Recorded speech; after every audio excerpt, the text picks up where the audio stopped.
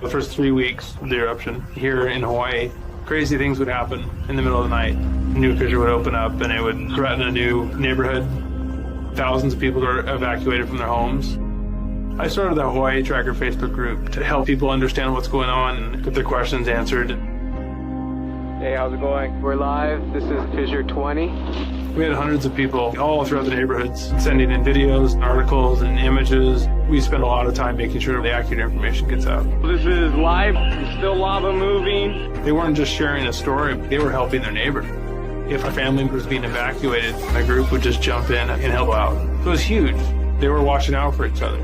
Hello, everybody. Thank you for coming. Thank you for the support from everybody. As we go through this, we're growing closer together as a community. When tragedies like this strike, you really realize how much you need each other.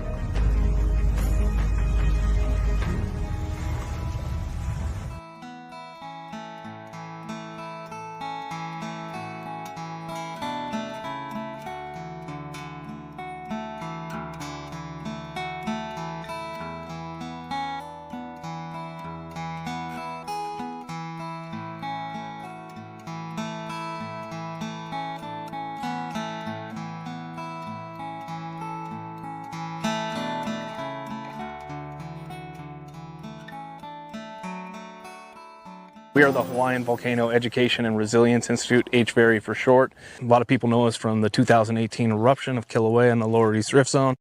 Working under Hawaii Tracker on the Facebook group. Since then, we've been trying to carry on and take the lessons, the hard lessons that were learned during that eruption and try and prepare for the next major disaster that comes to our island. Yeah, so we do that through two different programs. One is volcano education, and the other part is digital resilience, which we address through online groups on social media. So the way the two programs work together is that the social media networks end up being a distribution pathway for all the information. And having that network in place means we can provide more than just volcano education, but any other preparedness information as well. What we were working for really came about in the Mauna Loa eruption in 2022. Within hours of that eruption starting, we had the mayor, Mitch Roth, we had USGS HVO Ken Hahn on the stream trying to help flush out a little bit of the ongoing because it's so new. It's completely different from our previous major eruption, which was 2018.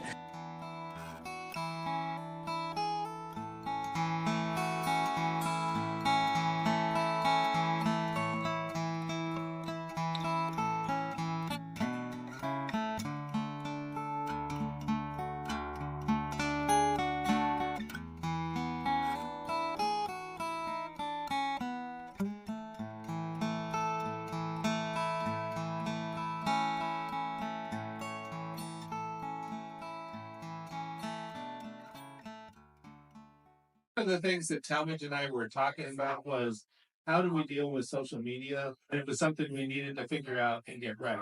Our job is to get information to the public and make sure that the public get it as well as possible and as correctly as possible. When Philip and Dane started coming to and live streaming the meetings, it was great because we were reaching more people than we normally would.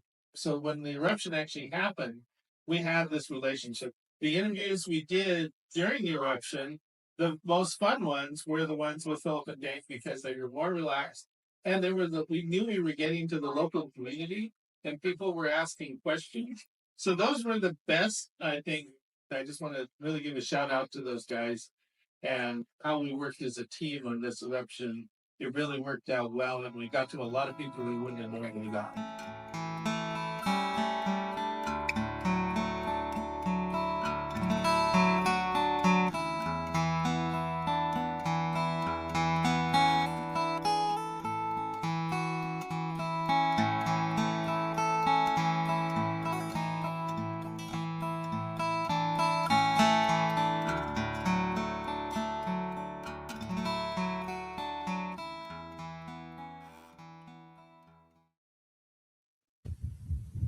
Aloha, everyone, and welcome to our Hawaiian Volcano Tracker for January 29th, 2026.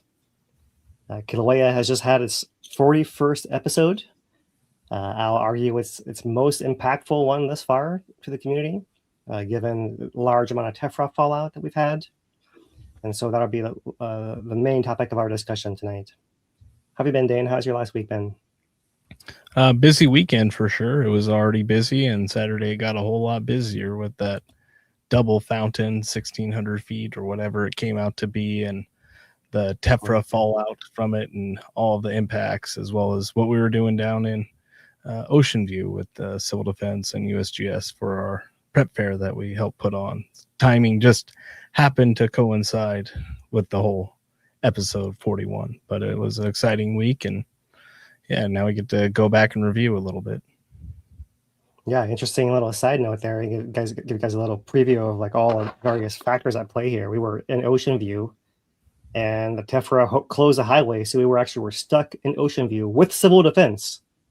All of us over there unable to really do a whole lot from that position, but we will recap everything here now and share what we can learn and how we can be better prepared for this kind of event in the future, since that is our mission here at our nonprofit, to improve our preparedness and resiliency towards these events. All right, anything else before we get into it here? Let's do it. All right, we got a lot to go through, so let's get ourselves going here. All right, let me get ourselves set up here and okay.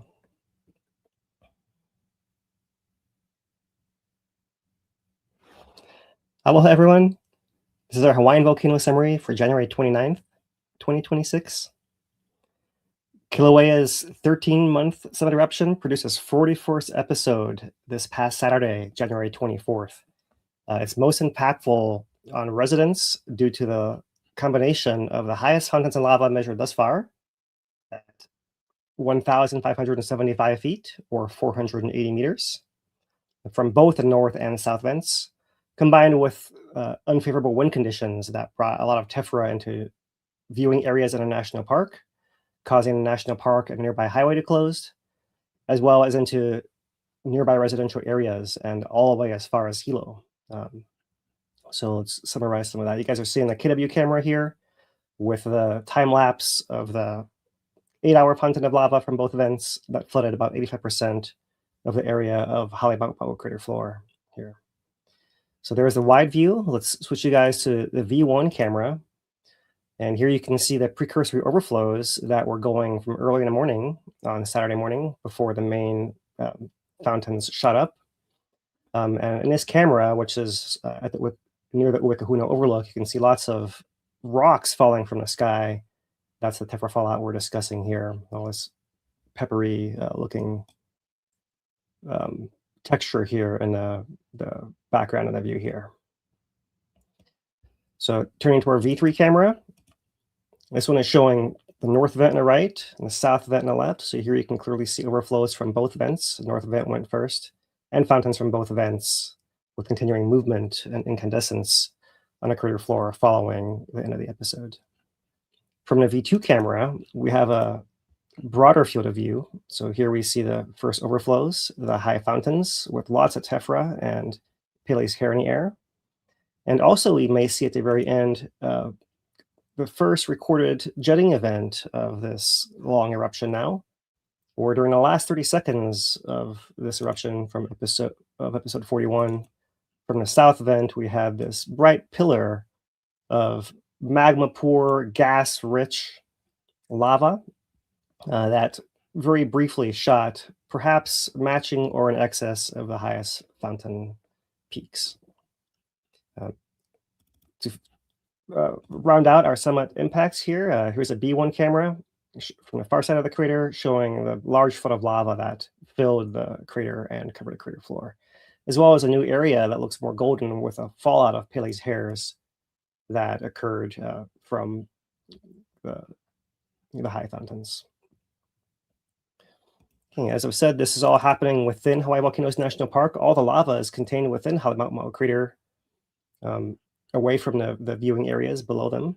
But we can look at this satellite image measuring the SO2 emissions and also all the tephra that came along with it, showing the area of impact of fallout for much of this eruption from Kīlauea over East Hawaii and the district of Puna in particular, as you can see there.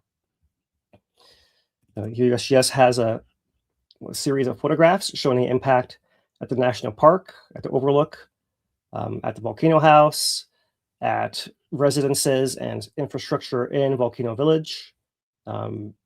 Catchment tanks are a major concern for residents in the area, as contamination of the water filters and water sources is a major concern, especially in areas like Volcano Village that has a very large elderly population and needs help with all that. So here you can see the various pumices, reticulites, all the Pele's hairs and finer ash that fell as far as Hilo, combined with all the larger material that fell closer to the national park that has since been cleaned up here.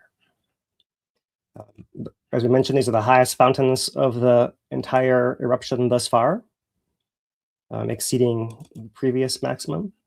And we are at perhaps our third largest volume of the eruption, depending on the error there, which in combination gives us one of the highest discharge rates that we've had of lava of this eruption thus far, in this category of this highest group, returning to our previous highs. So that was the actual event. Currently, we still have low-level emissions of gas from the volcano, low level for the eruption, but still high for residents that live nearby. And so it looks like our VOG forecast is not currently loading. I'll give it a chance here. And you can see the impacts across various parts of Hawaii Island, mostly the south and west, but also to the north and east, as you see through the loop here. Looking at our citizen science monitoring network from Purple Air, we can see that there is a concentration of high values, especially around the volcano area, but also wrapping around into the Kona side, where we can see lots of yellow and orange, lots of bad air quality across the island tonight, except for today and Hilo and Puna, by the looks of it. Our monitoring signals have shown a typical pattern of inflation following the episode. So recharge towards a presumed episode 42. You can see there the pattern of deflation and reinflation. And this all follows in the context of having increased earthquakes under the summit area, which have since quieted down, as you can see for the last week here, since the episode actually ended. So here over the last month, you can see the earthquakes increasing prior to episode 41, but really quieting prior to its onset and ever since. And here you see the band of earthquakes in the shallow region. So the current USGS forecast of the onset of 42 is for between February 9th and 20th, based on current rates, subject to change in the future. And that's our Hawaiian Volcano summary for this week.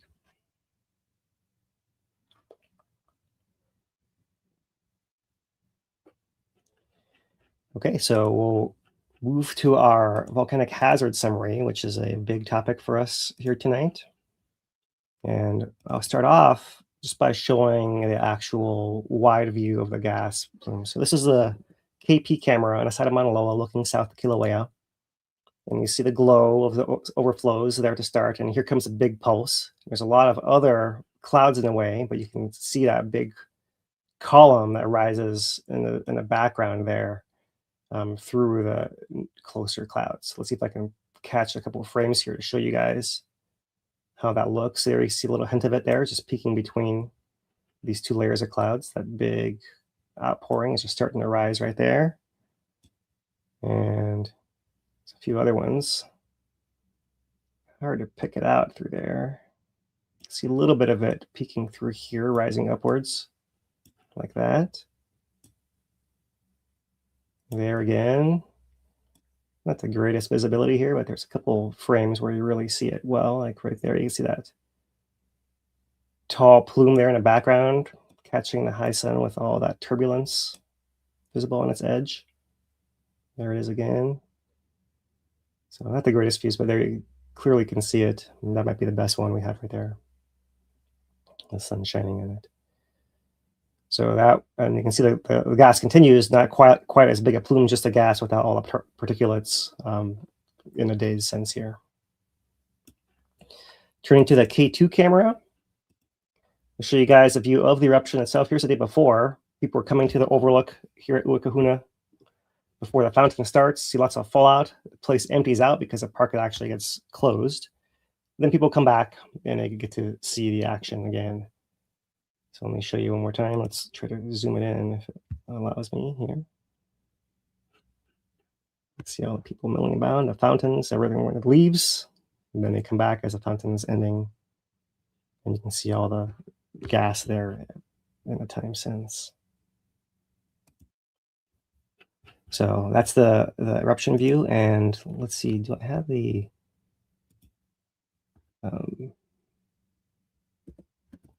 just a daytime view of that? Yeah, so here, let's this lamp. Here we are. The K2 camera, just the daytime views for all of the last week. So you see the fountain and the fallout here towards the camera, but also you can see how the wind keeps swirling and keeps going right across the field of view, left and right and left and right, and the upper winds change directions back and forth and back and forth. And so really, even though we haven't had any Tephra since Saturday, we've had quite a lot of fog in the area, also hampering cleanup efforts nearby the summit. Okay, so that's the close by views of the gas. We also have the V1 camera. This is just a daytime views from the V1 camera, showing similar kind of view with lots of Tephra fallout in the foreground and lots of gas obscuring the field of view for lots of these frames. You see it comes and goes, but there are big chunks of time where there's really bad air quality up there. And the V2 camera, similar daytime views. You can see it blows left, it blows right, left, right, left, right, and coming at the screen, not so much away from it there. So you can see lots of bad visibility. And in fact, recently the live cameras have shown a lot of those whiteout conditions as well. V3, same daytime views. There's a wind blowing, Kona winds. Trade winds are more this way. So you're seeing more Kona winds, but some trade winds over the past week here. So that's how it played out at the summit there. We rely on the VOG measurement and prediction program from University of Hawaii at Manoa for their forecast dashboard here. And this thing has had a few issues today. Let's see if I can get it to actually load all the way. I'm just going to keep that little window here popped up, but there we can see enough, I guess. The current forecast for the next 24 or 48 hours of the emission source at Kīlauea, and the SO2, the pure variety of gas being emitted from the volcano before it reacts with the atmosphere and forms the particles. You can see here it's distributed a lot to the southwest, but also quite a bit to the north, and occasionally sweeping over here and over all the way to Puʻuʻōʻō as well. So switching to our particle layer, you can see that's a little bit more widespread and all over the place. You can see up here all the way in Waikoloa and Honoka, how widespread this impact actually is. And when you see that, as opposed to just the pure SO2 variety, it makes sense why when we look at our purple error network for the island here, we see so many yellows and reds across the island all around. And yeah, we could dive into this. I mean, I think it's gotten foggier in Kona more recently, whereas in the volcano area, there has been fog for much of the day and for many days in a row here. So, for example, this station here at Uakahuna, showing the green is all the way down here. There is a yellow, red, and purple. You can see we're exceeding that multiple times over the past 48 hours here. So still, even without the the lava and Tephra emissions, gas emissions are of major concern still at this point in time, especially with these wind conditions. And everyone in the area trying to be outside, cleaning up their infrastructure as well. So at the national park, we have, let's make sure this is also as updated as possible. You can see they also are showing, let's see, they actually are now showing green at all their sites on the map. You saw before I reloaded it there, it was showing more of the reds and oranges. So we could see maybe the wind has picked up a little bit and it's clearing things out a little, but we can come up here to the charts tab and see that there has been a history of SO2 at the Arts Center, at the Wikahuna Overlook, as well as particulate matter there. At the steam vents, and at Kinakakoi as well. They're in there. These are maybe averaging over slightly longer periods of time than a purple air, which is why it's showing slightly different results. So, and then we also have the state map, which for once is not showing everything in the green. It actually shows some of the yellows of these VOG impacts further out. And I'm not sure what's happening here in Maui, if our VOG is reaching all the way to Maui or not, but there's a chance here. And finally, we'll go to the Mounts website, which is capturing satellite data and serving it to us to examine for each volcano. So here is satellite captures of SO2 emissions over Kīlauea, and I've put it back a week. Here's a week ago when we had emissions really widespread because of weak winds a week ago as well. And over that, the past week, let me see if I can make this bigger for you guys to see while still preserving my ability to move it. Okay, yeah, so there you can see how the VOG has varied from center part of the island to the eastern part. There's our episode emissions right there. The day after, it's more in the southwest part. Then it goes more to the sky, more to the west here, more to the east and south. You see how variable it has actually been, and to the north here, the most recent capture yesterday. So that is the real threat to us, is still the gas and the Tephra. This one time, we've gone 40 episodes without them. Most of us, right? You know, worth mentioning. They brought us up that Pahala, Ocean View, Miʻuʻōʻō areas get Pele's hairs on a regular basis. Just not any of this bigger stuff that's falling mostly in a national park where we don't live, and occasionally on a highway where they drive across it. Right. That was one of the things I was saying also, was just like, I hope this isn't what Ocean View goes through every time, because it was really rough with the fallout that the east side got. And it seemed more like what certain areas got, and we'll go through that in more detail later, how the distribution wasn't uniform across everywhere in Puna, right? And closer to the vent, more likely to get it. But it was interesting, while we were in Ocean View, I didn't see a piece of Tephra fall the entire time. Right? It looked, there was definitely Tephra there already from previous episodes, but that day it was just, we haven't had the fallout. I've been there for the fallout, at least I haven't, for these episodes. So I'm always on the favorable side of the wind, so to speak. Right. Yeah, so it's a really good point, because people in Hilo maybe are not as in touch with the Ocean View community, let's say, because it's on the other side of the island, and maybe hard to relate to what's actually going on. But Hilo got it one time, and they can hopefully realize that Ocean View has got it 30 or so times already, right? And they're getting to see it once after a year.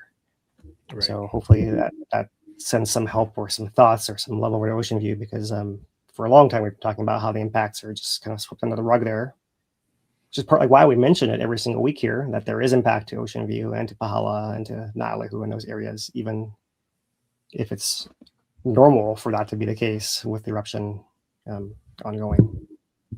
Yep. All right, so continuing on our hazards and impact right here, the USGS has called attention to this news release back from December from the Department of Health, from Governor Green, was released December 22nd, 2025. And at the time, likely because of this winter weather pattern combined with these higher fountains we've been getting, you could anticipate that there might be additional impacts this year over last year. For example, when a year ago we were also in the winter having an eruption, but the fountains were not 1,500 or 600 feet high. That's the main difference here, right? So that can really change the impact a lot. So they note here all the different impacts of the gas, of the tephra, including Pele's hair, exposure to SO2 and particulate matter. They do note recommendation during VOGs, right, to have medical support to reduce your exposure.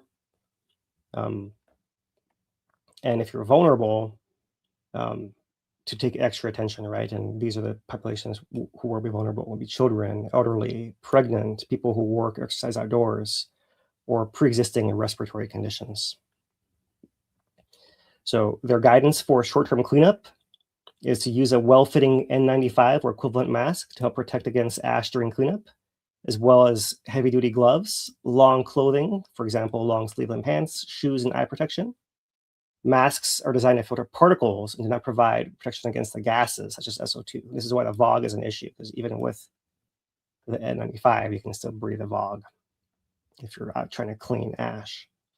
Avoid sweeping, blowers, or other mechanical devices that may stir ash back into the air. Right? You gotta do what you gotta do, but sometimes you realize that maybe that wasn't the best way to do it if you start sweeping it and it's blowing all into your face again.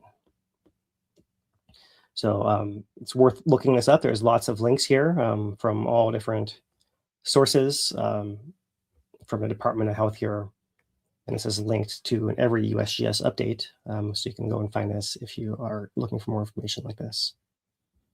Right, so this is back from December. So kind of moving forward in time, I thought I'd bring up, as the event happened, USGS put out a post here on Saturday, what to do if volcanic ash, Pele's hair, or other tephra is falling.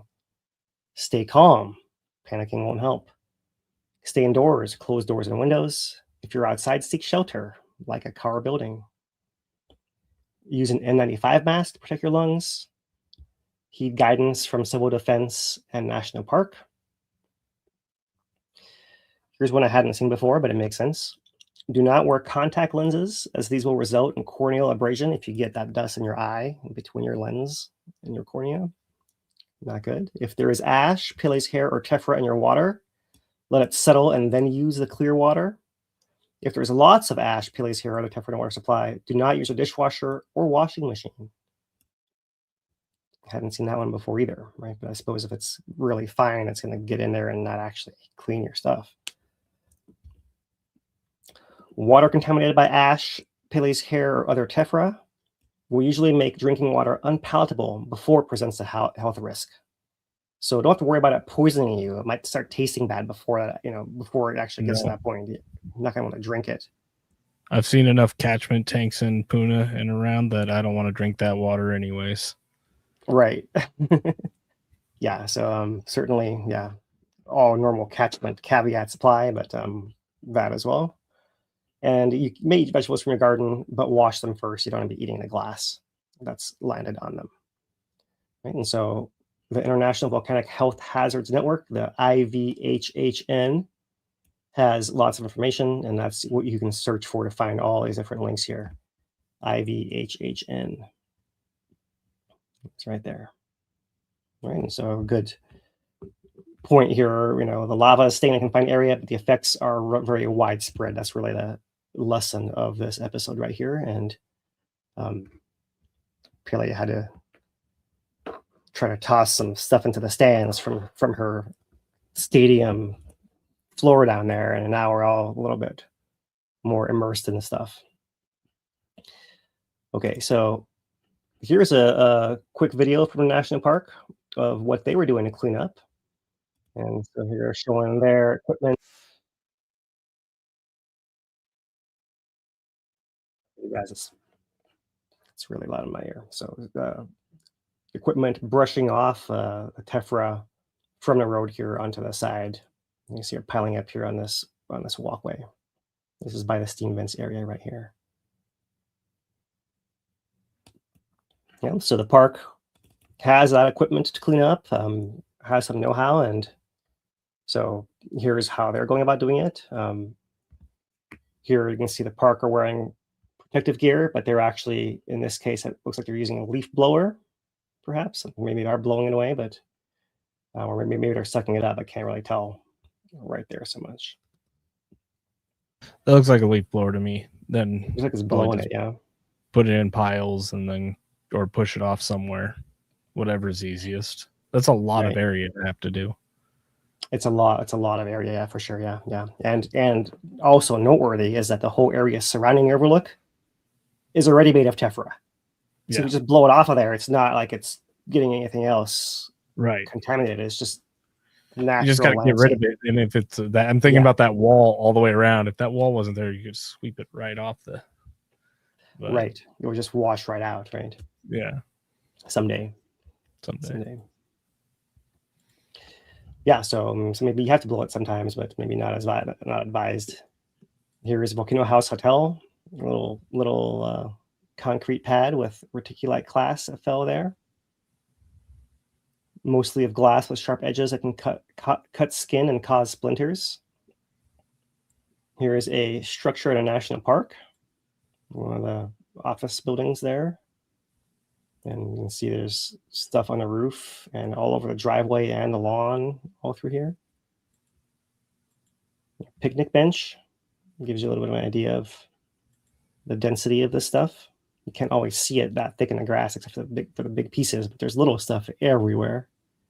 Covering every blade of grass, there's a Pele's hair.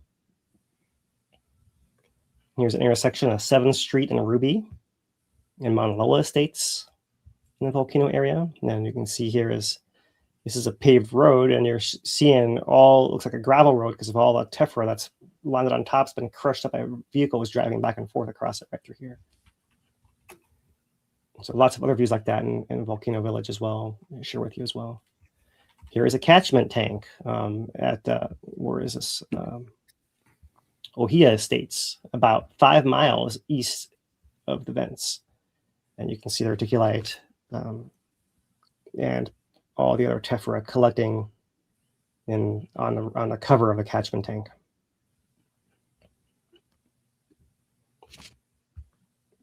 You see it's all over all the plants. So you might, if you had planned to do any gardening, like that's a little bit on hold unless you really have to, or you're going to have to suit up for that as well, because Pele's hairs are everywhere. You can see reticulite so light, it's still resting on top of a hapu'u fern, sitting there just like that. Here they're showing a view of what a piece of reticulite looks like before and after it's stepped on. So you can see it looks like a nice solid thing, but once it's stepped on, you can see it's really just a lot of airspace and glassy edges around the bubbles. So it produces lots of little glassy ash particles right there. Here is the national park cleanup efforts. So this is when you have the equipment, what you like to do. You spray water onto the pavement to keep the dust down. And then you have the other machine come and scrub and brush all that material off of the roadway here. Even still, you can see there's some dust rising up right there. And just between, you can see this is the main entrance of the national park. There's a national park entrance sign right there in between the water truck and the brusher.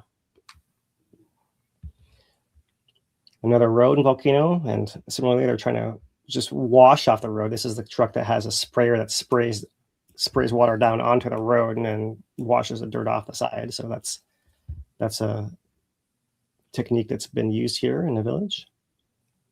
And here is a vehicle in Hawaiian Paradise Park, approximately 25 miles, 40 kilometers from the summit, right there. And there you can see the kind of ash fall. And ash is any tephra particle less than 2 millimeters in size, or 0.08 inches, right? So it's just a size definition. So it can be more glassy or more clayey, or it can have different conditions of your ash, right? But ours is very glassy right now. Will eventually turn into more clayey stuff as it breaks down. And there you can see it's collecting all these bits, all these nooks and crannies of the car. Here they are under a microscope next to a penny. This is the edge of a penny right there. You can see the letter T right there. It's about the size of some of these clasts right there. And what you're seeing is what's this, like this little jack shaped thing here is actually the junction between several bubbles that are joined in a piece of reticulite, which has been crushed by tumbling through the air for 25 miles. And so in the end, you only get the dust falling back to the earth rather than the big pieces further away. And that's kind of what's happening, right? The closer you are, the thing goes up, lands, it's still landing pretty big. But the more it's tumbling and whirling in the air, then it's just going to get ground into finer and finer dust. So there you see some zoomed in shots of that. So that's the USGS photo view of that impact there as well. And from there, I just want to share the USGS works with this volcanic ash falls impact working group, which has a lot of information. Here's a webpage, for example, talking about buildings and households, right? This website's addressing all different kinds of ash, including from the more silicic volcanoes, where the ash can often be very much finer than what we're having. Less than 2 millimeters is very small, but there are explosive volcanoes that produce ash that's smaller than 0.02 millimeters also, right? So, a whole other order of magnitude smaller. So when you have that kind of very fine ash, then it gets even messier, right? And so this guidance is for that as well as what we have going on here. And so this is probably a little bit of it more overkill than we need, but the principles are all valid and take them as far as you like. So for example, it's important to try to keep ash from entering buildings as much as possible, because once it's in there, you got to clean everything up inside as well. So depending on how much wind or how dusty the stuff's getting mobilized outside your house, you might need to worry about the air intake into your house, or air conditioning, or air filters, or those kind of things. Be safe during building cleanup. Rooftop cleaning requires careful considerations. It is very common for people to fall off of roofs during ash cleanups. Very, very common, almost every single time. Almost every single time. We've already heard of it happening here in Volcano this time around. Partly it's the fact that there's slippery stuff on your roof, like loose little rocks. And if there happens to be any moisture, whether it's dew or rain or whatever else, then it can make it extra slippery as well. So, and remember, you're probably wearing a mask, you're probably wearing gloves, you're all suited up. It's hard to move and hard to see. It's hard to react. It's like somewhere to take extra cautions for sure. Depending on the kind of ash, this is not so much true of our reticulite here, but in places where it can be more dense, there can be a risk of collapse because of load capacity where it gets very, very heavy. Our stuff has been so light that I don't think anyone's roof is at risk of collapsing from this stuff. I didn't even hear that happening in 18. Like nobody's roof collapsed due to weight from that I know of, other than like some greenhouses and stuff. Right, that's a little different, right? Because all that stuff's sharp, right? Even like a small light piece of reticulite can slice a piece of greenhouse plastic, no problem, right? So 2018, mostly Tephra, but in 1924, the explosion of Kīlauea summit produced a giant ash cloud that did fall out to the east, and it was finer grained. And that was reported to fall at the Glenwood store, the Hirano store in Glenwood, and caused their gutters to collapse. That store was still there, right? The gutters fell off the building. Haven't heard about that happening either, right? So we can get the other kind. That's not what we have right now, right? But this is where this guidance comes from, right? Places like Pinatubo, for example, right? Like which have like pyroclastic flows end up being tens of feet thick and hot inside for years, kind of thing, right? There's a whole other scale of ash. We're talking about the thickest place I've seen the fallout, maybe like 10 centimeters, 5 centimeters, somewhere in that range like that, right? Like this much, that much, right? And we're not talking about like tens of feet of it, right? So still be careful. Maybe the ash isn't enough to fall through your roof, but maybe the actual fog has rusted your roof enough that you will fall through it yourself. The number of roofs you see that are in poor condition driving down a highway is really staggering. many of them are not safe to go on, so you have to be careful of that as well. So use strong ladder, safety harnesses, filter face masks, gloves, and eye goggles. Use planking, mats, plywood sheets, plywood footwear to prevent slippage and impact, prevent you falling through your roof also. When using shovels, rakes, or other tools, don't put a hole in your roof and cause it to collapse under you either, right? When using water, be careful because the full force of water from fire hoses can easily break lap shingles or tear lap roofing material. So in the inside, pretty much vacuum as much with as high efficiency particle filters as you can, basically. And then when you're empty your vacuum, be careful also, right? Suggestions for removal from FEMA: blowing or dry sweeping should be minimized. Dustless methods such as washing with water or wetting agents are recommended. Damp rags whenever possible. Where damp rags aren't possible, vacuum cleaning should be applied. Right after vacuuming, wash. Avoid excess rubbing because a sharp ash can cut fibers. Glass, porcelain enamel, and acrylic can be scratched if wiped vigorously. Right, so you want to dab or rinse rather than wipe. High shine of wood will be dulled by fine grit. Vacuum and then blot. And then tack. Floor sweepers should not be used because they're going to re-entrain dust.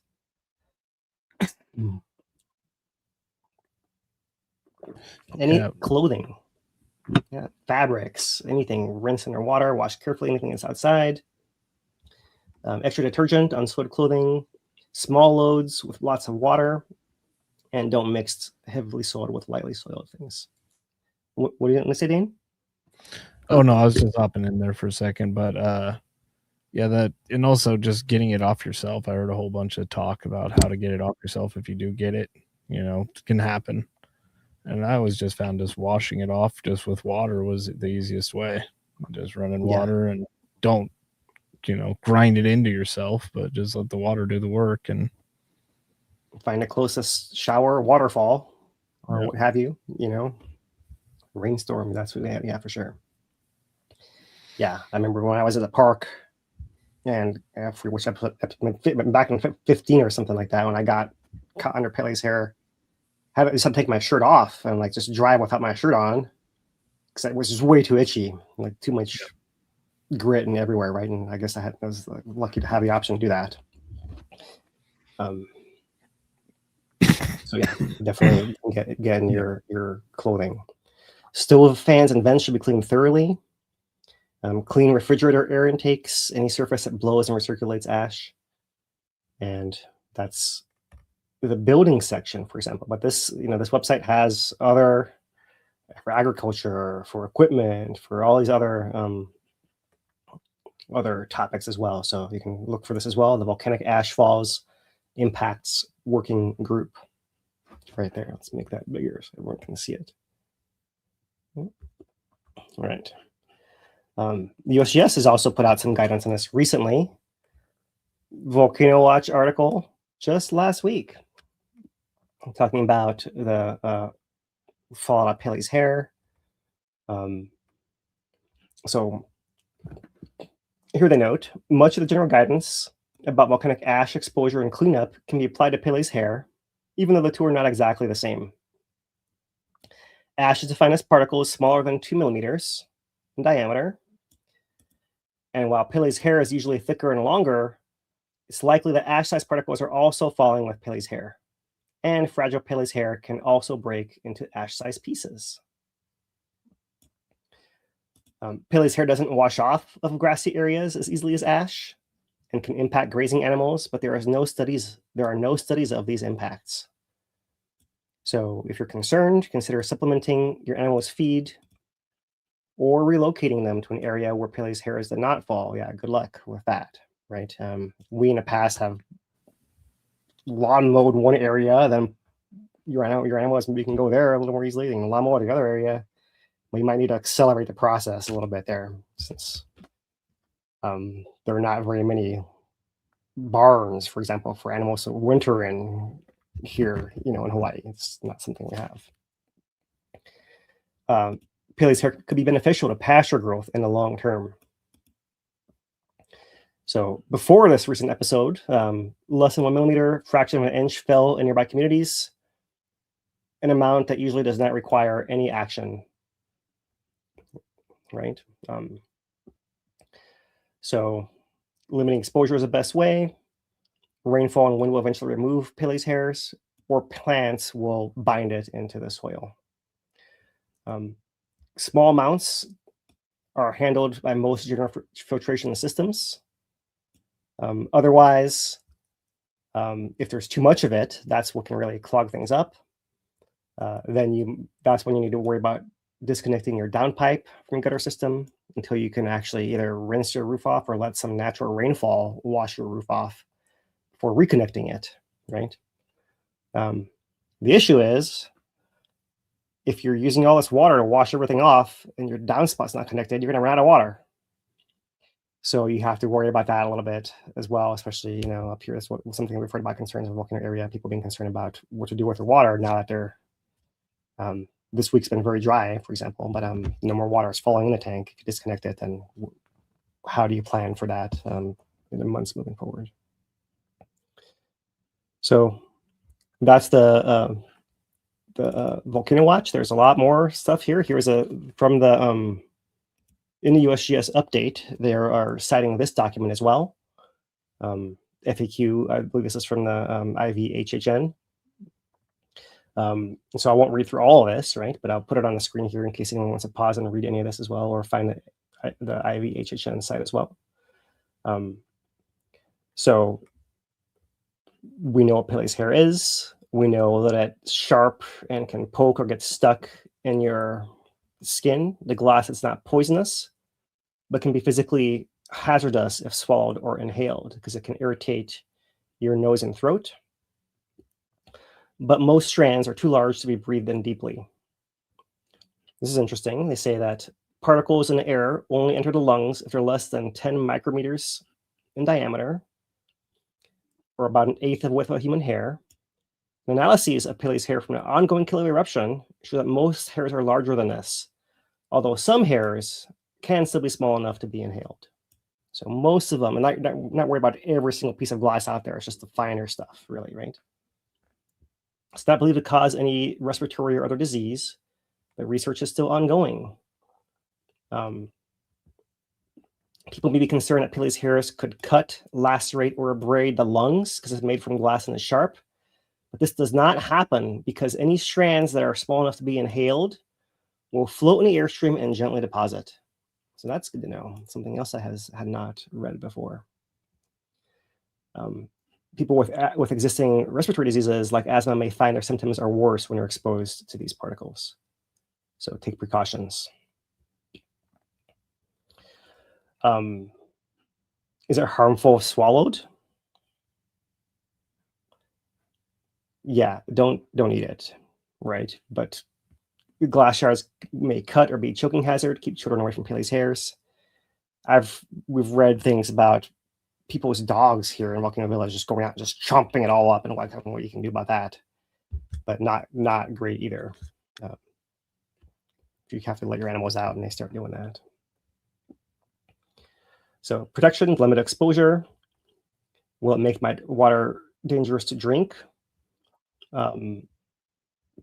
It says emissions can acidify rainwater, which in turn can dissolve metals such as lead, zinc, and copper from roofing and plumbing materials. Volcanic elements such as fluorine in a form of fluoride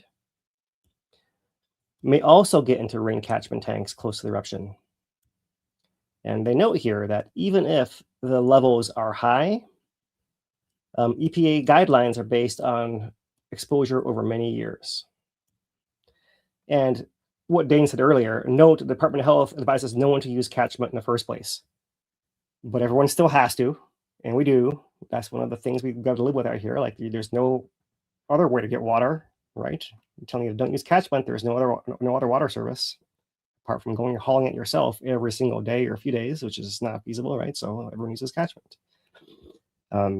But officially don't do it, is what they're saying. You're not going to touch that with their 40-foot pole. right. So that's the VOG FAQ.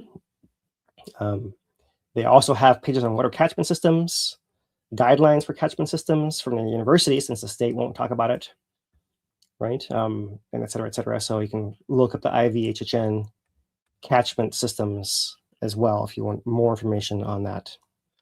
Also has come up in our resilience network that you could do a Google search for roof and gutter cleaning Hawaii Island, and you can see there's a long list of different vendors advertising that they might come and do this for you. And this might be what our elderly population needs to do, is all get in line for as many of these guys as are willing to come to Volcano as possible. Right there.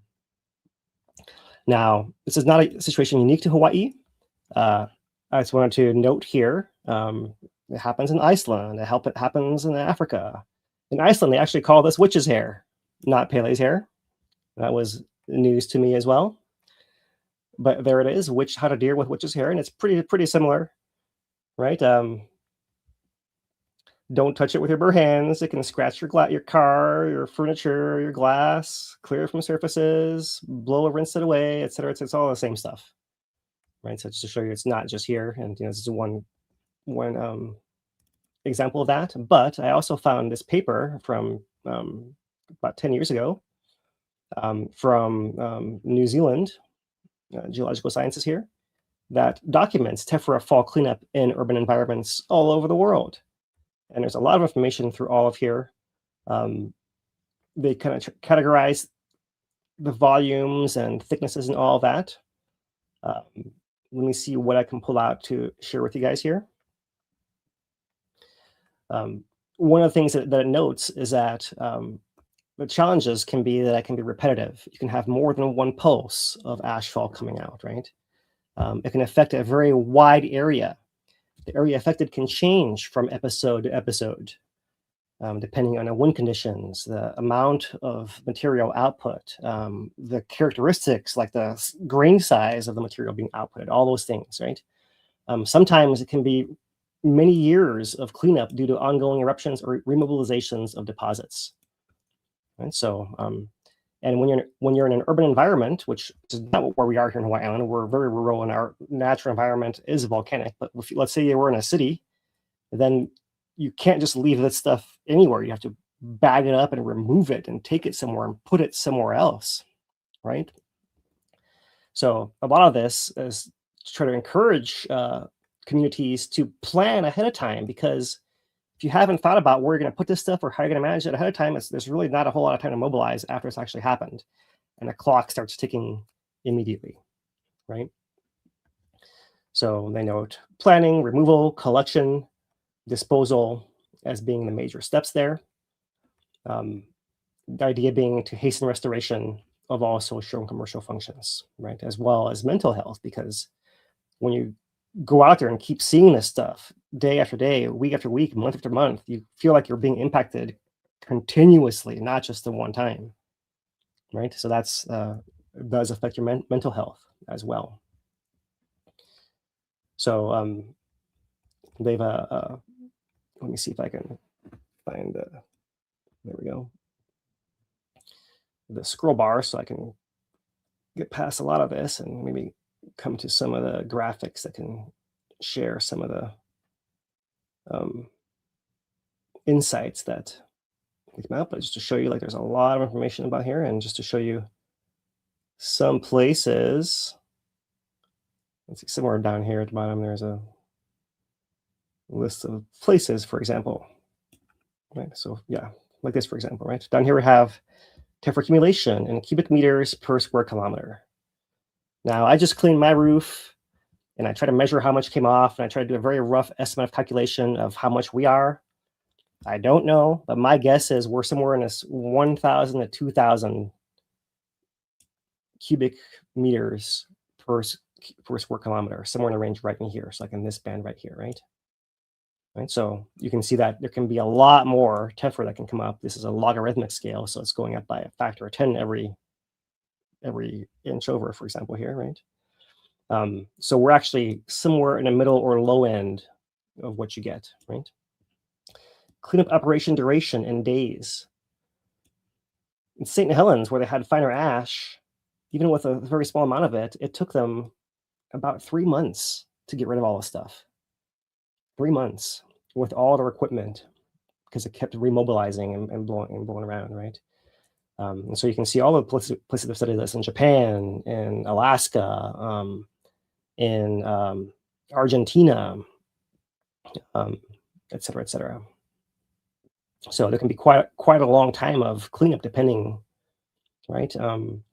And the cost can be pretty big as well. So here's, for example, different lengths of roads getting affected, cost of removal, and US dollars 2013. What you can see is that most of these values are in the hundreds of thousands of dollars, if not exceeding $1 million, or getting up to $10 million of how much it costs you to actually remove this stuff. So this is why you have to have an emergency plan for removing it, because you can't come up with $100,000, $1 million on the fly to clean up your city if suddenly the stuff's all in it, right? So just some little insight there, and just to show you guys, like all different places and how much research has gone into this and all that, right? So we'll maybe follow up on this a little bit more next week or in future weeks as it is relevant here. But I thought I'd share a little bit of my own personal experience too. I know we've talked about this for a long time, but this is a major impact, and this is what we're here for. So here's my own catchment tank. So I'm going to share what that actually looked like before I brushed it all off. I'm probably 7 miles away, and there is a biggest size of pieces of rock that fell on my house. Some pretty big chunks. This is how big they are after they landed and shattered. So like some chunks fell off of this, right? When they landed, they were bigger to start before they broke into these sizes right here. And this is a picture of the volcano school. You can see the roof all covered up there, a lot closer to the national park. This is the roof of the post office in Volcano Village. So you can see a lot of it's down in a gutter already with this, but you can see like how much stuff is just in every little valley in there. Right? So I took some of this advice. I'm going to show you guys my own solar panels, and I don't want to brush them off to abrade any of the glass. So this was my shop vac that I found worked really well to actually, the stuff's all so light, it just comes just shooting off of there, right? It just sucks it right up. Not too far, because I don't want to scratch it up from all the rocks flying into the thing at one time, but you can see how light everything just goes right in there. And hopefully you can see the different size of particles, right? Like on a flat surface, the Paley's hairs are long, there's little Paley's tears. There's reticulite chunks, all different stuff in there. And you can see how well that's working right there. So if anyone is having to do this themselves and can't call anyone else, it does take a long time. Got a lot of solar panels, not very fast, but that's how the cleanup goes. You end up with a shop vac like this, with all of cinder kind of crushed and compacted, right? Which you can then go and spread into your other cindery soil, which is all around here anyways. So this is an example of my own experience here. And a quick just preview comparison here is a picture Dane sent of his parents' house down many tens of miles further away, and just showing how there it's more of a dusting that when you sweep it up, makes a little pile, something like this. So he'll go over more of these impacts here shortly. But for now, I just wanted to wrap up our hazard section by just reviewing the range of what's out there. Anything else at this moment, Dane, to add in here? Should I keep going? No, I think that's good, and good segue. Do we want to roll or mid-roll at this point, or what do you think? Yeah, we can do that. All right. Yeah. Well, there isn't much of a mid-roll. I'll just say that the one thing I wanted to highlight, today, just throw it in there before we thank everybody, is that there is a little bit of progress being made down way Pohiki. There we go. So check this out. There was a post made from Donald here down at the corner of Pohiki and the Red Road. and it shows that new egress coming in from the angle going up the hill. So that progress on restoring Puʻuʻōʻō Road finally had that headway. Then it hasn't been paved yet, as you can see, but progress is being made to restore that, which is, with after the boat ramp and all of that drama, it's nice to see something getting done that we know will work. That's all I have on there. So I did want to then just throw out the mid-roll. Thank everybody for tuning in today, and that rely on viewers like you to come through. The likes, the subscriptions, the shares, all that stuff really does help keep this channel going and get it seen by more people. And we'd like to thank the County of Hawaii through the VIVI grant program and soon the Kīlauea recovery grant program for supporting this stream, as well as our other programs, our digital resilience and youth development. So yeah, we appreciate all the support there. We did have a couple donations come through. We had a $20 super chat from Norm. Appreciate that. And a $10 donation over from Raven. So thank you for that there. All right. That gets us through our mid-roll. And Lou, not with us this week. He is filming on location again and be bringing to you that next week. All right. Are we ready for the fun bit? Or do you have more you want to do first? Yeah, there's some other stuff Okay. coming first here. I think what I'll do to start though, to keep us going though, is to bring up Volcano Watch, which has just been published here. So let me get that on the screen. Sweet. And Volcano Watch this week is When It Rained Rocks, Tephra Fall during episode 41. We've talked about all of this already, so I won't go through all this again. What I'll just show you guys is the article is here, using many of the same photographs. But we have a new map. And let's look at that. Get it all on the same screen here. There we go. So in maroon, maximum class height larger than 2.5 inches. That's right through here. Continuous Tephra cover, right? In orange, maximum Tephra class larger than 2.5 inches bombs, but not continuous. In yellow, between 1/16 and 2.5 lapilli, and in this more tan color, smaller than 1/16 an inch, 2 millimeters ash. So there is an area of ash mapped out. Oh, it looks like as far north as, what is that, Papaiko up there? Almost to Honolulu, looks like, up the Hamakua coast. And you can see all the way down past Kalapana, the edge of the national park down here to the south. That whole corner of the island with the bullseye being right in there. Right, Volcano Village, Mauna Loa Estates, and Fern Forest. Right there. All right, so that's Volcano Watch. I'll keep it moving here. Let's come back to the visual observations. So that's what we'll do next here. And I'll start off just by panning us through with the live views. It's still pretty foggy up here, the V1 camera at the summit. Lots of degassing still. A little clearer, but still pretty foggy. Not a lot of wind. You can see all the VOGs hanging there. And there, the V3 as well. So the USGS has released a photo series of episode 41. Photographs from Volcano House here. Let's see if I can get these full screen. Yeah, from Volcano House at the very start, when it called the start of episode 41, with fountains still pretty low from both vents. Kanakakoi overlook, with both vents ramping up and all the Tephra falling towards the photographer. Looks like it was Heather Winslow and Dr. Winslow. And some other views here. Just not the right aspect ratio to show those, but you can see how high in the air that plume is getting there, and again there. See the north vent with a V-shaped fountain there. And pretty interesting set of images there. So for our time lapses, let's show you guys. Here's a V1 camera. And we're starting off the evening before. Overflows actually begin on the evening of the 22nd, but we're going to go with the continuous eruption on the 24th as the start of our animation. You saw the ramping up of the fountains, all the ash fall, continuing movement and incandescence overnight. And once it gets light, you can still see the rock moving still as well, even as a bog is trying to block the camera here.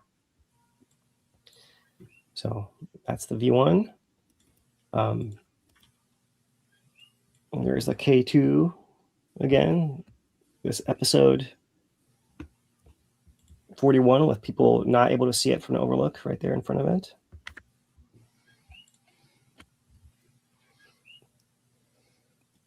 We have the V3 camera. Well, here's a V3 camera. Both vents glowing, north vent overflowing first, south vent joins in. Then they both ramp up.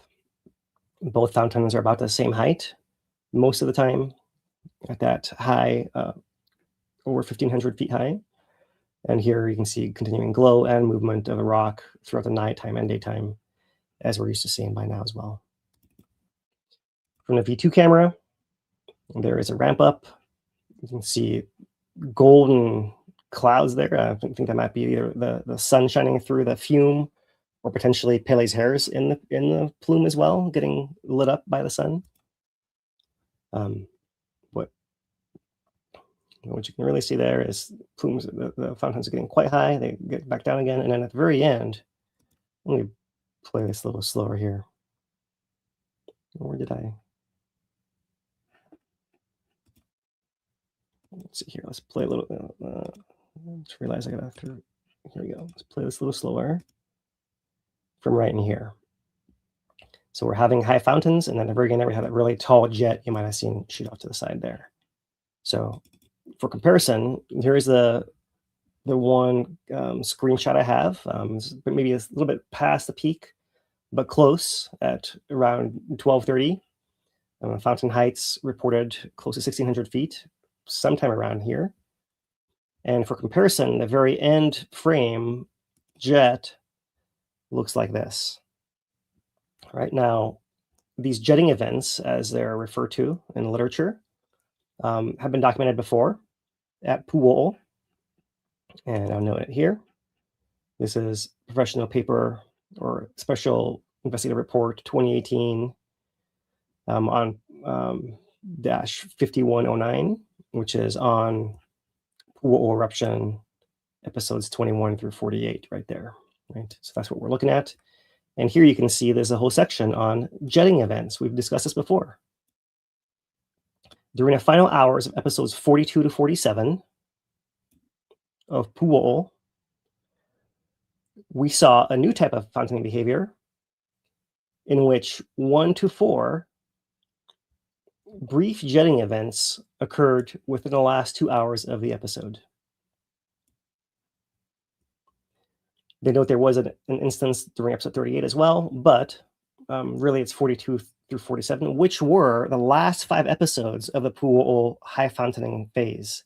So as it was building pressure and eventually broke a path to 2 miles away to erupt for the next many years, in that buildup, it also began having this jetting behavior, right? So here we are. We had earthquakes last week. We're wondering can things change? We start seeing jetting for the first time now too. So that's why we associate this here, right? So these are magma poor, gas-rich fountains that in their case reached heights as great as 550 meters, creating enormous black tephra columns, accompanied by a loud hissing noise, and followed by a period where the plume was so dense it obscured the bright part of the fountain. After each event, the fountain died for a few minutes and then slowly recovered, separated by half an hour to an hour, more or less. Right, that's more or less what was happening there. So here's a table of them, episode numbers, how many jets there were per one, how long they last in minutes. So less than 3, less than 2, 1 to 2, 1, 1.5. Right, none of them is very long. The height of the jet is usually higher than the height of the fountain after the jet, always. The fountains are jetting much higher than they return to afterwards there. And so similar pattern as what we just saw here at the end of episode 41. And we'll have to wait and see what other patterns emerge from this. But here, for example, is an image of the final jetting event of episode 44 at Puʻuʻōʻō. Now this is in the daytime, right? So you can really see all this black material up here, all Tephra being shot into the air there. Our version that we have is at night. Harder to see that, especially with this resolution, but you see incandescent material all the way up in here. Maybe not as much of it as over here, right? Maybe it's more gas rich, but there's some bright stuff getting carried all the way up to here. Right? And if I put that line on there and I pull us back to this fountain peak, we may have matched or exceeded the peak fountains with jets once again here. For the first time at Halemaʻumaʻu eruption. So that's how it looked during the jetting, and then it would return to this kind of view following an event here in episode 46, for example. So we've only seen one event now, just one at a time and not returning, but that's what it looks like. And so to show you what this actually looks like with your own eyes, here are time lapses of the various cameras. This is a V1 camera to start. Just the last 10 minutes of the eruption or so, sped up so you can see that burst that happens right there at the end, followed by all the gas. Here comes the V3 camera. Look, low fountains. Here comes the burst in 2 more minutes. So low, low, low, and it's going to go off the top of the screen here. Here it comes. And it dies off. No more lava. Eruption's over. And the V2 camera, the furthest one back that has the best field of view, you actually can see the top of the thing from here. Right, you see the north vent's already mostly jetting gas. Then the south vent comes and shoots that jet, and then we're done. So that's the jetting phenomenon we just saw here. And if we didn't have so much to talk about, I would rewind it and play it again, but I think I better keep going here for you guys. So KW camera, the overflows that morning, the ramping up of the fountains, double fountains, Tephra falling all across the field of view, the material feeding a big flow that sweeps to the north, hits the northern crater wall and wraps around clockwise to the south and misses just a little piece of the middle of the crater floor, but covers a large amount of it there. That's a KW camera. The B1 from the other side of the crater, really impressive as well. So here we are with the beginning of continuous eruption with those first overflows that are sustained, leading to the fountaining events, leading to the flow. Here comes wrapping around. It gets dark, so you can see the full extent of it there. A couple more continuing breakouts and overturning events there. And then come daytime, you can see this big brownish yellow area right through there, right, which wasn't there before, which is the result. See, this is before. And after, it's just showing the Pele's hair cover on a crater floor where the lava did not cover it. And one final thing on these time lapses here. This is a B1 camera daily since the end of 41. So what you can see is this lava flow settling down, losing gas. You get collapsing a little bit right there, right? You can see that pretty clearly. But look up here. This part's actually rising. So as this thing, it's like a seesaw right there. It's like tipping in the foreground down, and in the middle of the crater it's going up, right? So the flow itself on the surface is cooling, but lava is still injecting underneath the crust, under the crater floor, all the way to here, even after the fountain is done. So something else to pull out from time lapses here. So those are the observations we have from the summit region. I'm going to pass it to Dane now to talk about the observations we have from the community that we've sourced from Hawaii Tracker. I can't hear you, Dane. I was saying, just give me a second to get set up here. Oh, okay. All right. And yeah, so much to cover. And not so many views in the park once it was closed, but you'll see that there is before and after. Right. So yeah, for this, we start out inside the park before the eruption even starts. This is a lot of footage that was submitted on Hawaii Tracker. So this was from RAF the day before, but then the morning of, we start to build up from these dome fountains, which are rather impressive. This is about when the eruption was called to be happening, and those quickly grew. And we can start to see in the beginning, it looked all cool, like everything was going to be fun, and you'll see that throughout this video. There's like a juxtaposition that happens from where you're getting the fallout and where you're not. So at this point, we're very early on, and you can see those doom fountains growing. And from here, we start to get the impacts of all of that tephra and that dust inside the park. We can see that progression, and this happened pretty quickly over the course of maybe an hour. We have this from Dakota, and then this from Jeff out on the backside of it, the interesting angles. But you can see a lot of people are out, doing the tourist thing during this, especially in the very, very beginning. Right? People can travel here for this, and it's a big deal when it goes off. So in the beginning, it seemed like that was going to be what was on the menu almost. Some great footage here. You can just see all that stuff being thrown up into the air.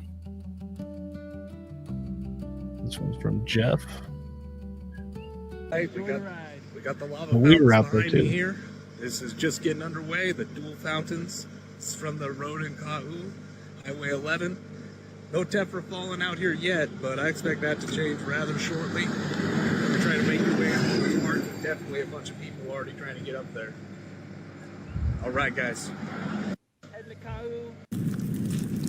Right, so we were out there. We kind of got past it just before it started, and we had to send out our notifications and everything, get posted that it was happening. It was a busy day, and right then we were able to pull over, but we can see all the impacts of that falling debris, the tephra inside the park. We have a bunch of different angles here, but really it's just a wide distribution that's happening. There's raining rocks. That one comes from Yvonne.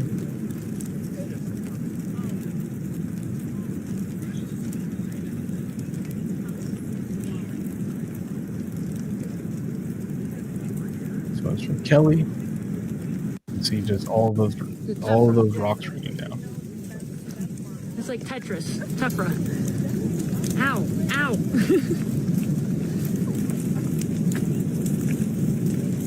Let me try to go walk. I don't think I'd want to be in there, and I was Where saying that those out people on the road. are. I wouldn't want to be in there today. It is really raining Large for this. Tephra. Everything working? On our end?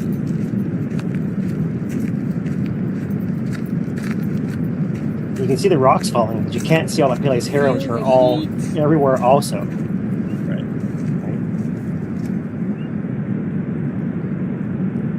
And it is little bits of rain in there too. So there's all kinds of stuff falling in the sky. It's nice to hear the sounds of That's the first time tephra hitting the ground, of the actual This is the first roar time. of the jet of the fountain. That's scary, a little scary. I tried to leave as much of it in as I could. So here the view from Volcano House, and again you can hear the restaurant clamor and all that. But there are rocks falling outside. So we rotated. We started at Uekahuna. We went to Volcano House. And now we have John Carson down on Kennecook side, and it is really coming down. And that's if anybody knows, it's about a mile and a quarter. But I just here want to just take a moment to look at the wind and just how much that plume is going the wrong direction, so to speak, as to this take from Mauna Loa Road, another one here, and we can just everything kind of blowing to the east. And this was true throughout the day. I don't know if there was any point where it really varied. Once it started blowing east, it stayed. So this is what the parking lot looks like right now.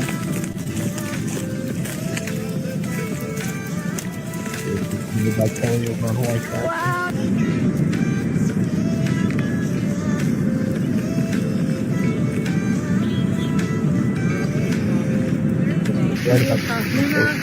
God, I probably said that wrong. Ue Kahuna. They're closing it. They're gonna all us leave. Alright, episode. And now we start to look at the impact of the vehicles that are all parked up there. And this was up by KMC, but down at Kīlauea, everybody's got to get back to their cars. So people that left early, the road might have looked like this, with rocks falling. If you stayed and take pictures, the road might look a little more like this. It's and a lot raining more Tephra debris on us. on the trail so far. Pretty sizable still early in the day. chunks. Some of them do hurt. I ended up leaving. Some bigger pieces. And But I wanted to note the that road, I saw a photo, and I think you saw it too, too of thin, a right? car with the window broken. Just littered with Tephra From one now. of these pieces.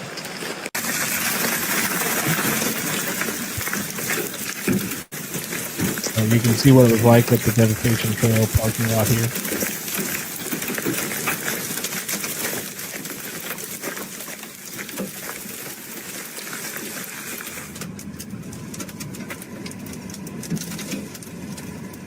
And then all of it just gathering up. So this was around noon that day.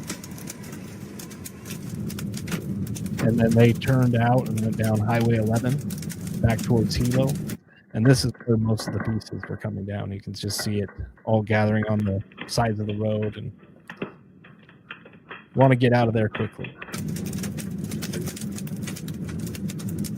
137. They get out of there. And these are all the pieces they had on the car. So back into the park a little bit, looking at some footage posted by Royalyn, one of our contributors, and all the Tephra and everything inside the park. And this is just before it closed again, because they did close the park. A lot of people were in there though before it did close. Fender bender that just happened. These cars, and then going down they just Highway rear-ended each 11. other. Right, I wanted Nice. to. We're This out. is an interesting Now we shot gotta deal with just all because these of the cars. road closure. Look at that line of cars. Yes. By lava. Yep. They're all going towards where we just were. Oh, they're stopping them. Oh, they're probably not letting anyone else go. Yeah. We got That's lucky. what it is. Yeah. Wait, they're turning us around. Are they? No. Are they? So Insane. just want to note all of the traffic right coming up. Like that's double wide parked with the road shut down. And I'm not sure if they get turned around here or not, but you know, that's a major hazard up there as well as just the traffic from the sheer amount of people and people parking in the middle of the road almost to be able to get out and go look at it. We saw that on the way back from Kīlauea ourselves, right? That people were parked on both sides of the road, and you know, this was hours and hours later. In the maybe road, because you couldn't go into the park to see it. You couldn't get into the park, so just got as far as I could and just stopped right there in the middle of the road and got out and started walking to get a view, and stayed however long I needed to stay, and then everyone's trying to drive around them after the fact. So yeah, it was a little dicey. I've never seen this shit. So, not to say that there wasn't anything to look at. I mean, this is the view from back over there where a lot of those people were parked. You know, we're not going to sit here and say, oh, there was nothing to see here. I mean, the view is pretty crazy. But the thing about it is we talked about this back in 2022 with the Mauna Loa eruption, you can't tell people that they're not allowed to park on the side of the road to watch it and expect them to listen if there's no alternative. If there's an alternative, then you can push them towards that potentially, and it can alleviate. But if you just say, no, don't go look at the really cool thing hiding behind that bush, people are going to go look at the really cool thing hiding behind the bush. And this was, I just want to put this from Kota Yamaguchi because these are some of the most iconic shots. Like I've seen one of these from 2018, one of the golf shot ones, and just one of the things that the juxtaposition. But back to the Tephra, and just look how much of the really fine reticulite. This was posted by Yvonne, one of our volunteers, and you can see the close up of it all. Yeah, really, you can see those little shapes that bring out. Yeah, you guys just picture of the little jacks, you could really see it in that close up of hers. Right. And here's another one from Kelly on the video. I learned that these are 95% air. Ready? And now let's talk about some of the impacts downwind. So in the park and in Volcano Village, things got covered. You can see the map down on the bottom right, kind of showing you where we are roughly. The map was a little bit before, but you can see that we're right around the summit region. We're just downwind from it. And this was down in Mauna Loa Estates, I believe. And just raining Tephra like it was in the park, essentially. Not far from you, Phil, but we have some further down the hill.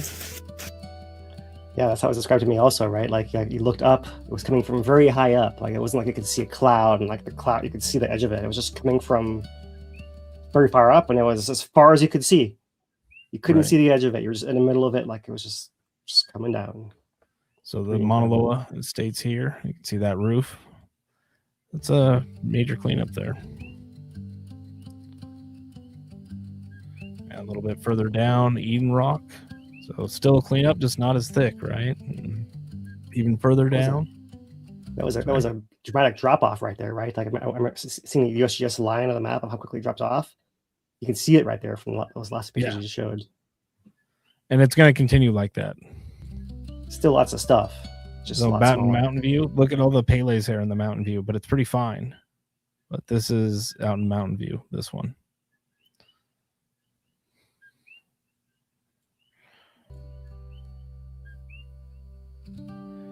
And then back in Hawaiian Acres, a lot of Pele's hair. A little bit in Eden Rock. Again, pretty fine stuff once we get down here. Further down in Pahoa. So much further down, we're starting to get the really fine stuff. Again, Pahoa. Maku'u. So we're down into HPP, and we can see all of that fine material gathered up and didn't really stick that well. It's a dusting that happens. This one's all the way in Kurtistown. Kīlauea down in HPP. And then Hawaiian Beaches got the sprinkles as well. Over at Hawaiian Shores, further down by the coast, it's still getting all the way down there. Even Nanavale gets covered with that dust. There's some in Leilani Estates too. I couldn't see any myself, but there is some. And even Black Sands further down closer to Kalapana. And up north in Hilo, we have some gatherings as well, especially over by Carl Smith and Richardson's. And I just wanted to show over here what it looked like from the other side, right? From Ocean View. Let me just rewind that a little bit. Right, it's clear over there, and that's not usually how eruptions go. And I remember thinking that when I was there that day. And then finally from Bob Martin, or that historical little overlook there, that huge bloom. And here I just wanted to, everybody had something to say, but Bobby comes through a lot and says some words of wisdom to us, and this is what he ended up posting.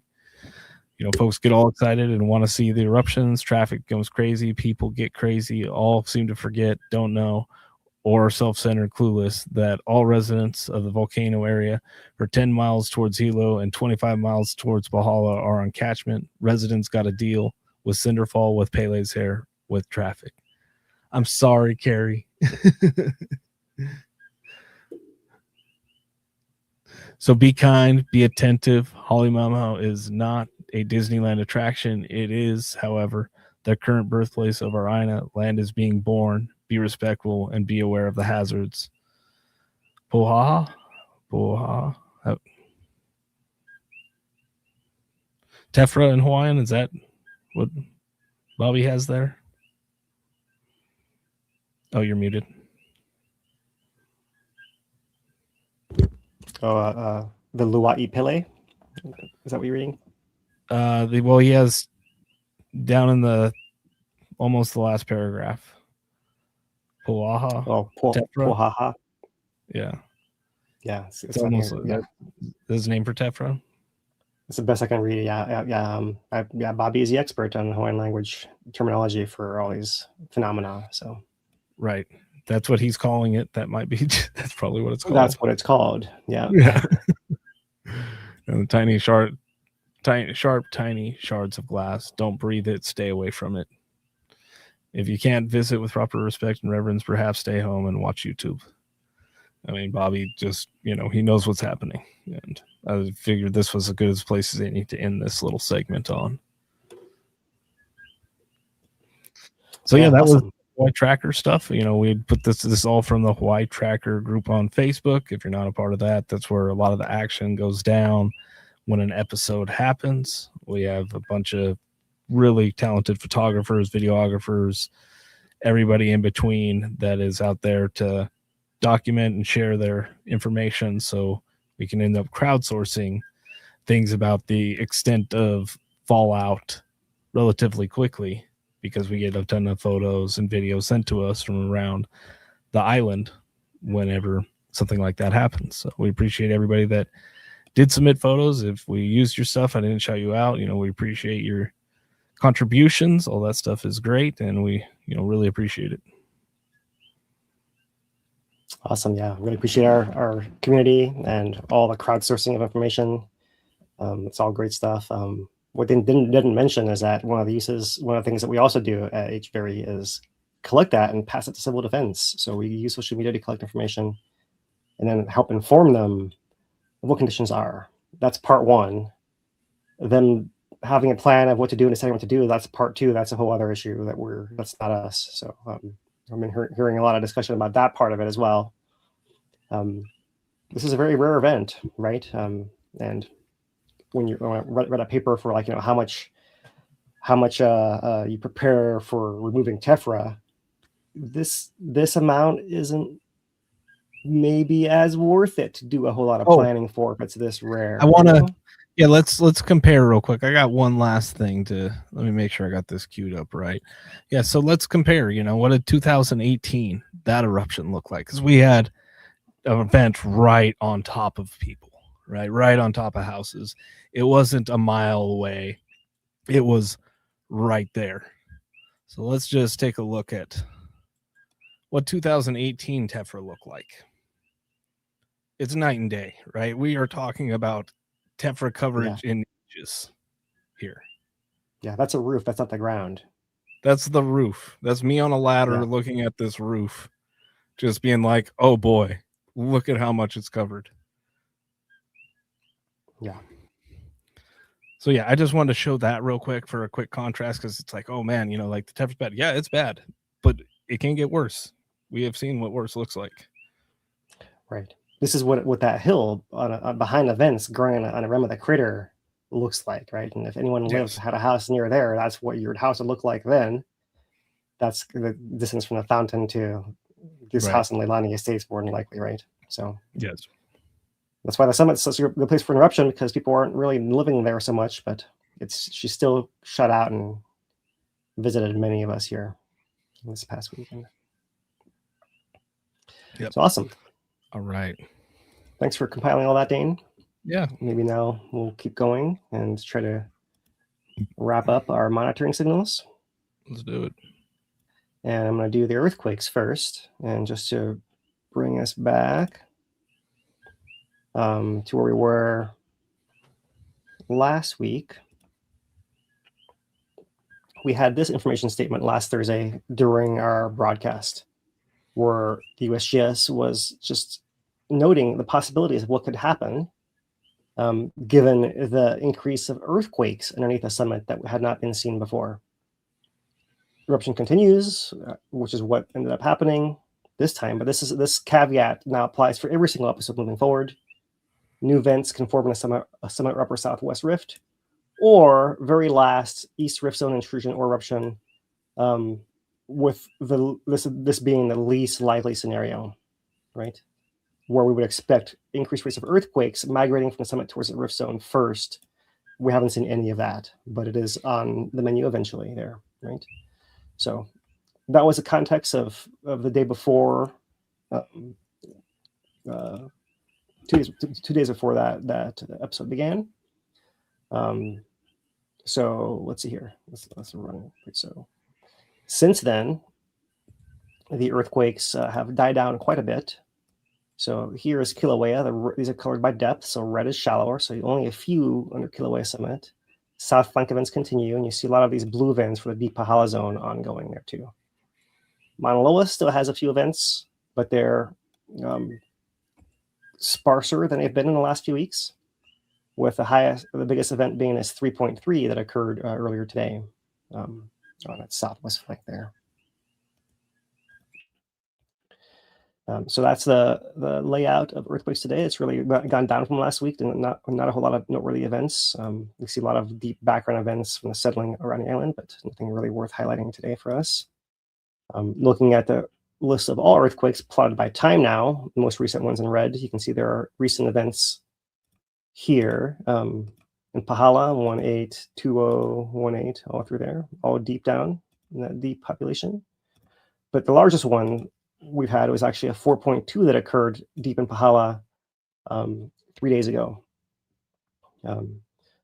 So that was 20 miles down. It was widely felt, in fact, and that's actually what this other alert that I pulled up prematurely was right here. Tuesday, January 27th, there was a 4.2 earthquake northwest of Pahala, down 21 miles deep, with no impact on the eruption or elsewhere on the volcanoes. So the alert was put out, nothing really following from it, and no real consequence that we can identify apart from being part of a larger population of earthquakes in Pahala that have been ongoing for how long now? 5 years? Something like that. So, okay, those are our earthquakes. And we'll move on to our monitoring signals now to wrap us up.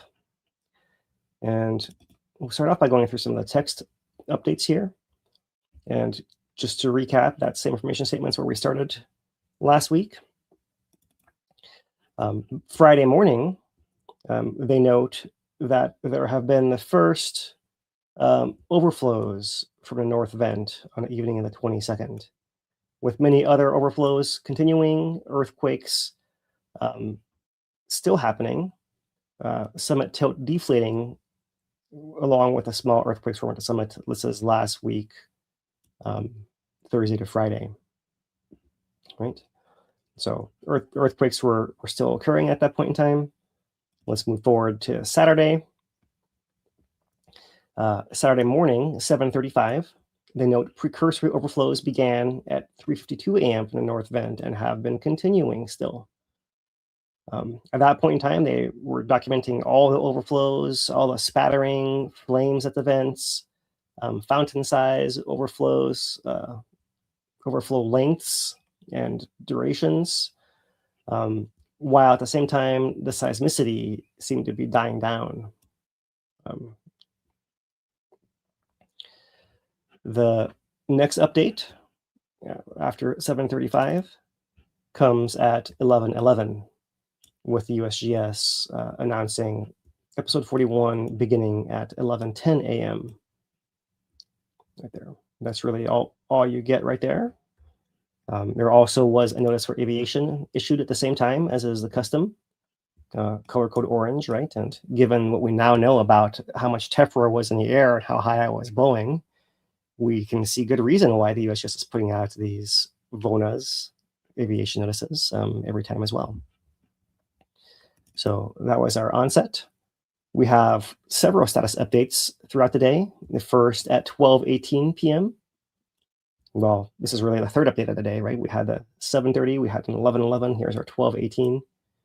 And what they note in this update is an estimate, initial estimates of the fountains being over 500 meters or 1,640 feet tall. This later gets corrected back downwards to 1575 and 450. So yeah, everything else, I'll just note there, we'll cover elsewhere. The US is also issuing messages on this message page besides those updates. So there's lots of things in here to note, but I wanted to highlight just this one in particular, where they're noting that the tephra is falling all around, but here is the actually note. Tephra around 1 foot in diameter is falling on Highway 11 between a park entrance and Volcano Village and is shattering on impact. All right, so this is the maximum reported size that I've seen anywhere reported of these reticulite sizes. Noted while still in midair, being about 1 foot in diameter and then landing and pulverizing. So there is that. We'll keep it moving to a 2:22 p.m. status report. And of all this, the fountains were coming back down a little bit at that point in time. Small to large clasts, some up to grapefruit size at many public viewing areas, including Uekahuna, Kumamahuakea, steam vents, Volcano House, and Kaanakakoi. And what I note is important here, some tephra at Kaanakakoi was reported to still be hot as it fell. It's the only place I've seen this reported. Yeah, so close enough there, and yeah, imagine that tephra is still hot as it's falling there. Otherwise, tephra is accumulating all over the place. We'll come to that here as well. Another status update at 4:40 p.m. You can see they're very concerned about the impact in the community. As I said, the biggest impact of any eruption in our community since 2018, really, right? And so they're putting lots of updates. And this one I note, slippery conditions reported in subdivisions where rain is falling on crushed tephra coating some of the roads. So you see multiple kind of hazards there. They're reporting all kinds of other similar stuff as before. I'll keep scrolling here. Is this where I want to be? 4 p.m. Yep, and then 7:32 p.m. we have the announcement of the end of the episode. Right, the activity notice itself. Additional details in the next report. We have the aviation notice that comes with it as well. Here, let me just check. Yeah, there's 440 aviation notice, alert activity notice, and then we have one final status update at 8:11 p.m. on Saturday as well. And this one is what gives us most of our statistics. They note the full length of 8 hours, 18 minutes with all the actual times. North vent stopping just before the south vent. The highest peak of lava effusion, 800 cubic meters or 1,050 cubic yards per second, just after 12:30 p.m. And an average 360 cubic meters per second or 470 cubic yards per second over the full 8 hours and 18 minutes. That adds up to a full 11 million cubic meters of lava. Now, episode 40 was 5.5, so it was literally twice the amount of lava in less time than the other one had, because the other one was just under 10 hours, and covering much more of the crater floor as well. So those are the important things to note there, and I'll keep us moving forward. Just all the way to today's update, where today you can see the current forecast is between February 9th and 20th based on the current rates of summit inflation. And that's really all I want to read to you guys here. There's lots more information all through here. Our final stats are 480 meters, 1575 feet, as maximum fountain heights. So yeah, Tephra was reporting communities including Volcano Village, Mauna Loa Estates, Ohia Estates, Mountain View, Fern Acres, Curtistown, Ainaloa Estates, Hilo, Hawaiian Paradise Parks, Hawaiian Beaches, and Pahoa, all across all of Puna there. The more distant communities, the ones listed here, fine-grained ash and Pele's hair. Right. So that's our recap of our episode and our current prognosis for what comes forward. As we noted, it's all contained within the national park. This is the most recent map with data we actually have, but given these volumes and what was just reported, we can show you guys some other summaries as well, including maximum fountain height. There it is. You can see it's our record of our eruption thus far. And overall, you can see the fountain heights have been not linearly, but not in a straight line, but they have been reaching higher and higher peaks over time, right? With resets in between there, right? So that's really interesting to note. Our duration at 8 hours is just about average right there, right? It's pretty average for what we've seen. We've seen longer ones at 40, we've seen shorter ones at 39, so it's kind of in between there. Our pause length, pretty average as well if you look at the whole eruption. But if you look at this more recent set of them, we're actually at the low end, a fairly short pause, right? Because we had a fairly small volume erupted in the last episode. So short pause to follow and a bigger outburst that we just saw.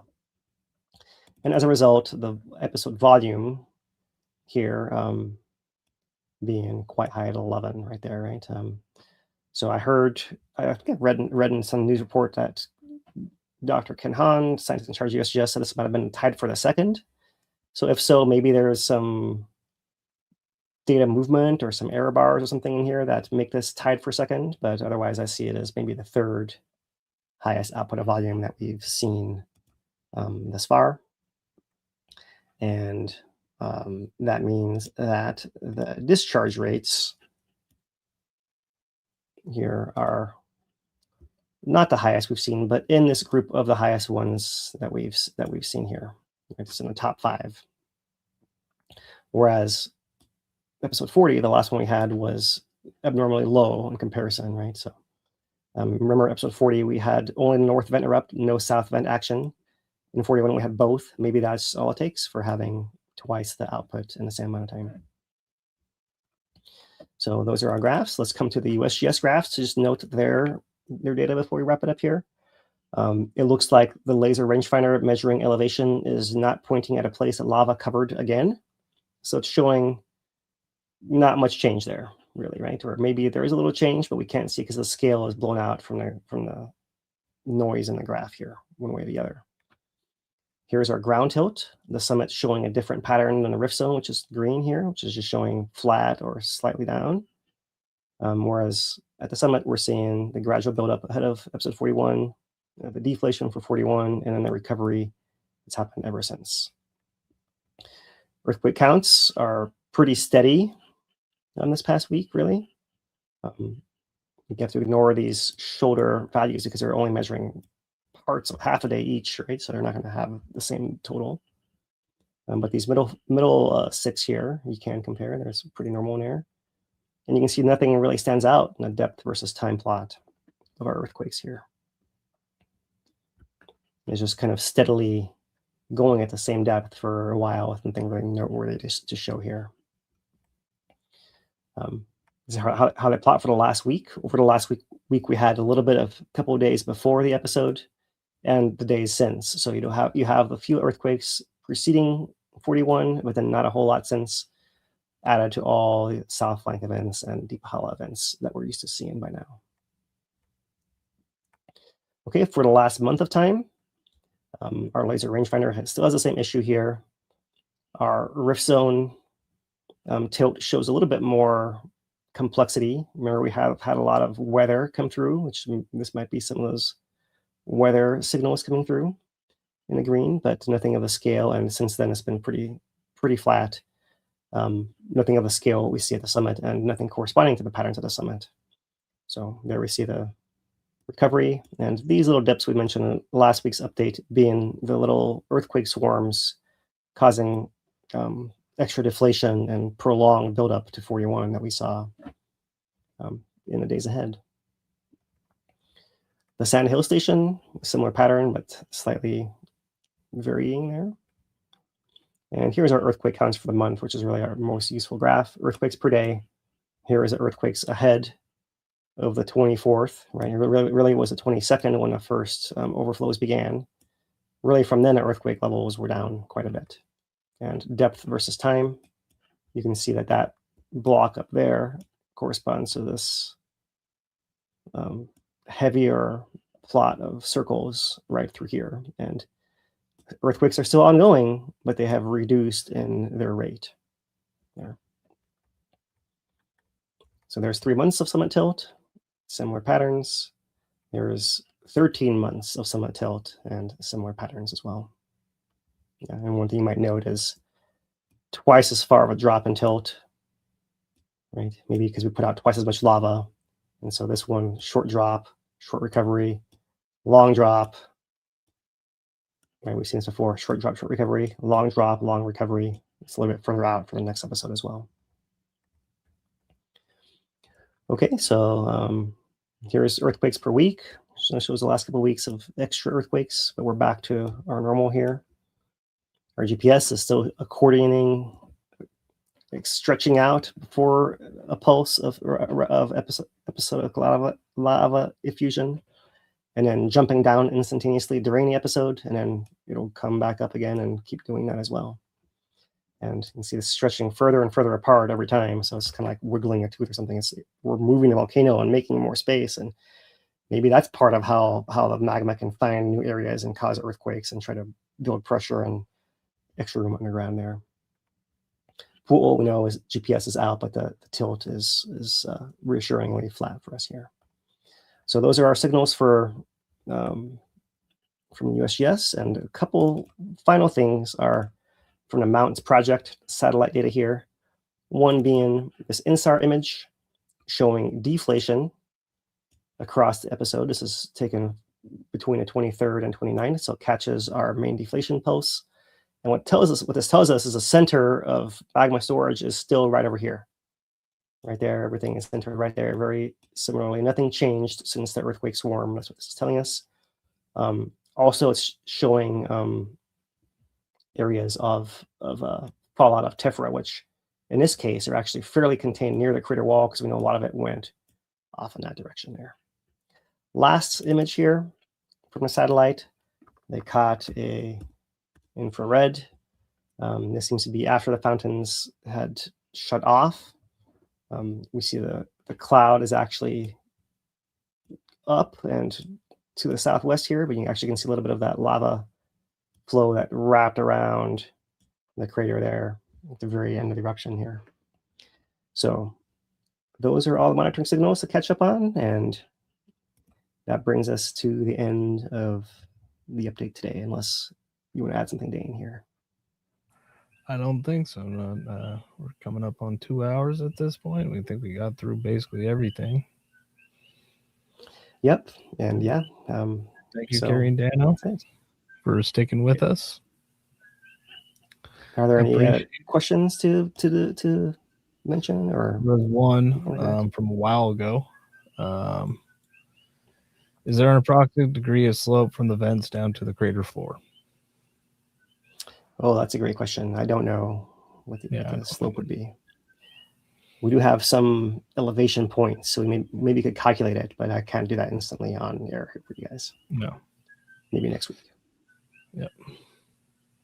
Than that, we'll be back 5 p.m. Thursday, Hawaii Standard Time next week, and maybe have a little special with Caroline from USGS, huh? With Dr. Liz Gallant from UH. Oh, it's Liz Gallant. Okay. I believe, yeah. Intro to Volcanology is where Lou is recording tonight, so that we could all enjoy that next week. and still have a chance to talk about what's on everyone's mind this week, which was all this stuff falling from the sky and all the biggest impact we've had since 2018 on our communities on island. So thank you guys for sticking with us this entire time. We wanted to go a little longer to include all this information in one of our most relevant times, right? Because we are a nonprofit here to improve our preparedness and response and resilience of our communities to volcanic eruptions. We've been talking about how the lava is stuck in a crater, and this is great. We can all go and see it, but also mentioning how the Tephra and gas can impact us outside of that. And that's the main thing we've seen here this week. What's that, Dane? We did have one question from Raven, who donated. It asks, does the building of the vents and the caldera floor have anything to do with varying tilt heights and the deflation drops? The building, yes. I mean, yeah. Yes, in ways that are complicated and we can't really exactly nail down. But so here in this plot since the beginning of the eruption, we can note that the tilt actually in the first phase drops quickly, then it seems to slowly drop, then it flattens, and then it drops again. So maybe that pattern might have more to do with a long-term buildup of vents, right? Because maybe we're able to build up to a higher pressure because we're containing things above, something like that. So I think more so on the long-term pattern rather than an episode to episode. But that's the best I can offer right there, right? We've discussed how the episodes, we think that there's really this foam layer that's frothing up, and it's the ratio of the foam and the gas content to the amount of degas lava that's a plug on top of it and how quickly it can push it out. And I feel like it's got more to do with that, right? Each episode, which is related to how much did it put out the last time and how much drained back in and all kinds of other things that are messy as well. But it's a great question. Great question. All right. Just hard to answer. I think that does it this week then on that front. All right. So mahalo to our ASL interpreters, Carrie and Dano, for Lou Ettore and Dan DuPont, and our nonprofit HVERI. I'm geologist Philip Ong. Until next week, everyone. Aloha.